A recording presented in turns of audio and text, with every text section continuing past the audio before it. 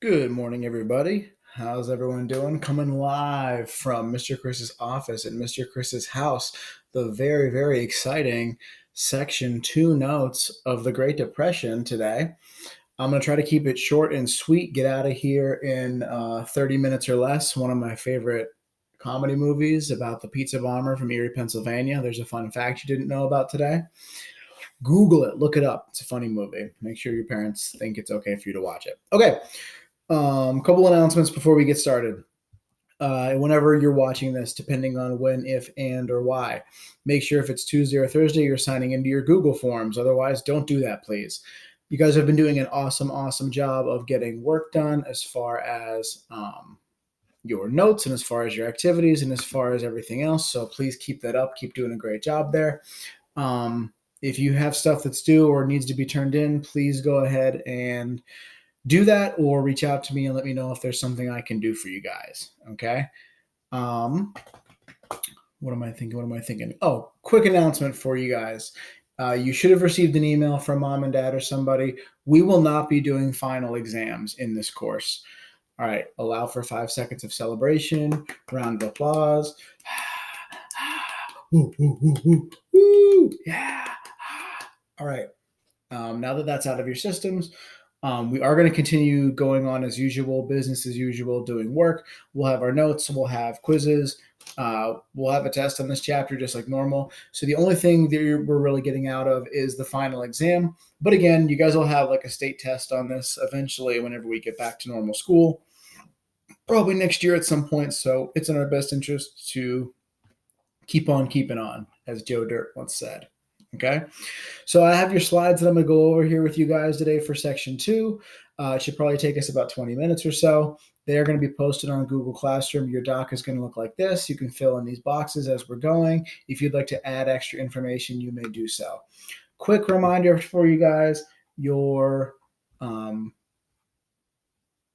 vocabulary words are on Quizlet under Modern U.S. History. Make sure you're looking at Chapter 11 and 12, the Great Depression and the New Deal. Make sure you guys are checking out those terms as much as you can. We'll do a little bit of GimKit or Quizlet or something along the lines in the not too distant future. Okay, so let's go ahead and get to our lesson today. We'll start off with our opening question, going back from last week or from the last time we had one of our lessons. Opening question today for the Great Depression. How many of the 5 causes of the Great Depression can you come up with? If it's none, don't stress about it. If it's 1 or more, that's awesome. If it's 4 or 5, that's fantastical. We talked about them last week in our section 1 notes, or I guess I should say the last time we did this together. So your causes of the Great Depression, remember, multiple things happened at once.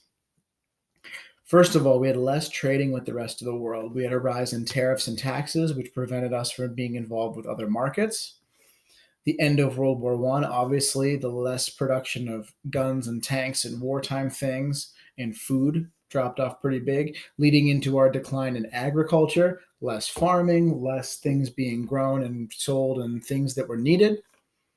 Our bad American economy because of things like the stock market and everything going on there, kind of intertwined as well with World War I and agriculture happening. And then last but not least, and of course cut off by my picture, great job by me, purchasing things with loans, purchasing things with credit, and especially the use of margin buying with stocks. So I'll leave that there for a second for you guys. Hope everybody is doing well. I am recording this. It is a beautiful day outside, not a cloud in the sky, and I am here in my office recording this for you guys for love of the game. That's so deep, right? All right, let's get moving and grooving. Your schedule right here for Monday and Tuesday, 420, 421. Your opening question, causes of the Great Depression. Your section 2 notes are going to be right here. America, the story of us. You're going to have an Ed Puzzle video to watch that goes over that episode is called Bust. We just did Boom. We're going to go to Bust.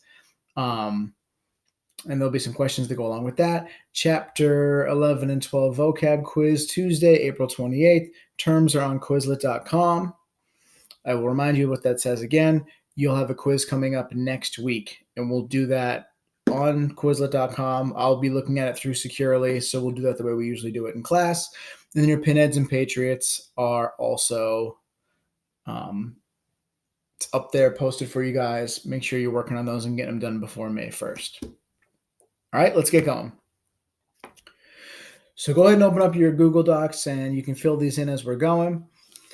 Starting off with the depression worsens. So we have to keep getting worse before we get better. So starting off letter A. In 1932 alone, some 30,000 companies went out of business. And if you remember from last time, we talked about companies had been used to producing and making a lot of things during wartime and World War I. All of a sudden, they needed less stuff, but they kept manufacturing, kept building many things, kept employing too many workers, and then eventually laying people out of work. That whole spiraling system we talked about. Letter B. People often stood in bread lines, sometimes blocks long, for free food. And not just food, but food, clothes, medicine, supplies, other things that the Red Cross or First Aid were being given to these people. Letter C. Throughout the country, homeless people up. I don't know, there's too many ups in there. Great job by me. I knew I'd screw up at some point. Throughout the country, newly homeless people, forget about this letter right here, took up shacks on unused or public land, forming communities called shantytowns. We led off with them, or ended our last lesson talking a little bit about shantytowns. We're going to get more into what that looked like, what that environment was like, and how terrible it was, hence the Great Depression. So shantytowns. We looked at this last time, kind of a repeat slide, but again, worth mentioning. People who lost their money in their homes, people who had things taken away from them, who had ended up coming up with nothing, resorted to living in these kinds of shelters. These would be examples of your shanty towns, which are essentially just kind of versions of leftover wood, leftover brick, leftover panels of other houses or things that are kind of makeshift put together. This could have been formerly used as like an outhouse or a shed during a construction site, and now it's where this little family lives. So not ideal. And again, your bread lines, free coffee, donuts for the unemployed. You can see out the door here. We saw this exact picture already once before, but again, worth maintaining. How many people this impacted? Around 25% of people ended up unemployed because of the Great Depression. Moving on. Letter D. Blaming the president for their plight, people referred to these shanty towns and such places as Hoovervilles. If you guys can remember, President Herbert Hoover was the man in charge at this point, and people were looking for him to do something. Stand up, help us. What are we supposed to do? By the way, as if he's supposed to have the answers for, like, all right, open the textbook for whenever we get into a Great Depression, here's the playbook for how to fix it. He's not sure either. But through his political beliefs and his views, he thinks that not doing anything and laissez-faire is what's going to get it done. Now, he ends up being wrong, but he sticks to his convictions here. Letter E, as things continue to get worse. From the Dakotas, multiple states, North and South Dakotas, to Texas, America's wheat fields became a vast dust bowl. We talked about this a little bit last time, the overuse of soil, the overuse of topsoil, and basically the idea that farming had been going on since the late 1700s, early 1800s, had rendered most of America's like wheat, corn, those kind of places, those fields, those harvest areas dry.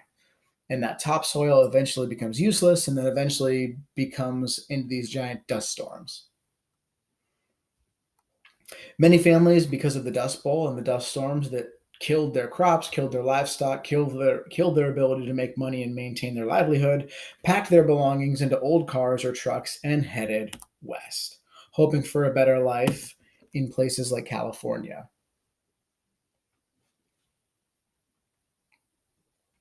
So for those farmers that were already struggling, Now they've completely stopped farming altogether and have moved to a whole different part of the country, rendering even less food being made and manufactured in the United States.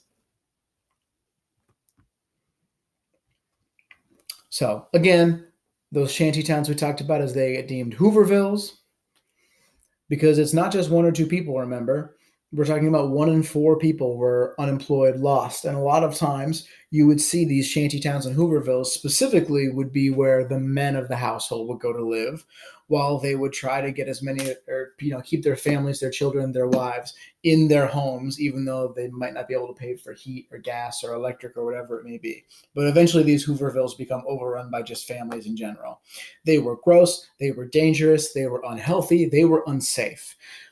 Again, desperate times, desperate measures. I'm not advocating for any of this, but as you can see, this isn't exactly where you want to live. And you got to imagine, for a lot of these people, going from a normal lifestyle, a normal home and their family, a lot of people end up losing their children, losing their wives, in relationships they don't want to be in anymore. It turns these people into slightly like criminal activity, because you're trying to fend for just basic necessities: shelter, food, water. These are going to be places with high areas of crime. You're going to see violence, you're going to see riots. The Hoovervilles are pretty terrible places, and they occupy a lot of former public places like parks, like Central Park in New York City, which is meant to be a tourist attraction and a beautiful place for people to go and wander and see, is essentially turned into this. And by this, I mean this right here in these Hoovervilles. So dangerous, high crime areas. A little bit about the Dust Bowl. You don't have this in your notes. If you want to add it, you can. If you don't, that's fine. You're going to see this in your Story of Us episode. This is my favorite episode of America, the Story of Us, because I love the rendition of the Dust Bowl and these dust storms. I can't make you see what they look like, so the actual kind of editing they do to the video is about as accurate as it can get. So the Dust Bowl, drought that came in 3 waves: 1934, 1936, and then right at the end of the 1930s, 39 and 40. Deep plowing done in World War I had removed much of the deep-rooted grasses that normally trapped soil and moisture, not to get into photosynthesis and the sun and the rain and the soil, and you guys can sing the song if you want. All the topsoil had been used up during the 1920s, which caused drought and dust storms never seen before. One storm in Illinois produced 12 million pounds of dust that ran all the way from Illinois across across Indiana, Ohio, Pennsylvania, all the way out to the Atlantic Ocean, past New York City and the Statue of Liberty. So these dust storms not only affected the parts in the Wheat Bowl, Dust Bowl, the Great Plains where they started, they swept all the way across the country to the East Coast. And again, these are actual photographs from the 1930s of these dust storms out in places like Kansas, Nebraska, the Dakotas. I just said a second ago. So again, when we're talking about the Dust Bowl area, we are talking about the heartland of the United States, the Great Plains, the prairies, also known as, when we think about like weather and phenomenons, Tornado Alley. Because weather comes from west to east for the most part. It comes off the Pacific Ocean. It rises up over these mountains here, the Rocky Mountains in this part of the country. And when it comes steaming down the other side with this topsoil that's sitting there, we're talking about feet of dirt and sand and soil that is not stuck to the ground. It's basically swept up by these winds and turned into tornadoes and dust storms that then go all the way across.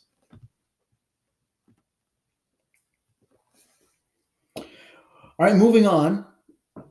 Another thing worth mentioning here during the Great Depression is how things are going to change in the actual culture of America, specifically with art and entertainment at the time. Both kind of loose forms. When we're talking about art and entertainment, we can mean sculpting, we can mean painting, we can mean writing, we can mean radio, television, whatever it may be. So letter A, during the 1930s, more than 60 million Americans went to the movies each week. Now, again, this might sound like an odd number, like, wow, that's a lot of people, right? Stick with me here for a second. 3 out of 4 people have not lost their jobs, have not lost everything. Times are tough, times are hard, but there are people that aren't affected by this as much as others. And with the doom and gloom of the Depression, of the end of World War I, of these dust storms and some of these other things that are happening, people want to be distracted. People want to spend their time, their money to go to a place and kind of have their minds taken off of things. Think about what you've been doing at home in the last 2, 3, 4 weeks, watching television, listening to podcasts, streaming stuff, FaceTiming, Snapchatting, TikToking. Okay, boomer. Letter B, millions of people listen to comedians such as Jack Benny, George Burns, and Gracie Allen. Kind of a weird thing to think about, but this was also a kind of the pioneer of times of like people just wanted to laugh. People didn't want to be sad anymore. So these comedians, and I would call them stand-up comedians, but we think of that as like being able to see a stand-up comedian visually kind of hold the microphone and walk around on stage. So kind of the same dynamic, but simply through the radio. And they would tell funny anecdotes or funny stories. And again, there's Jack Benny, George Burns, Gracie Allen, some photos of those people right there. This will lead into why comedy becomes such a quintessential part of American culture, is trying to find the humor and find the funny in these dark times. Letter C. Radio melodramas were often sponsored by makers of laundry soaps, causing the shows to be nicknamed soap operas. Now, again, radio shows, think about that and compared to like what's on TV now. You guys have probably heard of soap operas, whether you think about it or not. Maybe mom or dad watches it when they're at home, grandma, grandpa. I mean, they're a pretty common thing. Not as much anymore with streaming and stuff that we have now on the internet, but this is really, really dramatic TV shows where it's always something crazy happening. Like someone was killed and they don't know who did it. Someone has a twin brother or sister that's come back. Somebody has two people that they're in love with and they don't know who to pick. And it's always very dramatic. But it does the great job of having the cliffhangers of what will happen next. When you come back next week, find out who she chooses.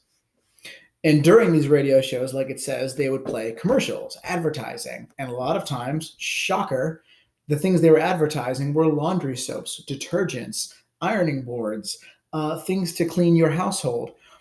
Take a second and think about in the 1930s, who were those advertisers targeting with soap and detergent and things to clean?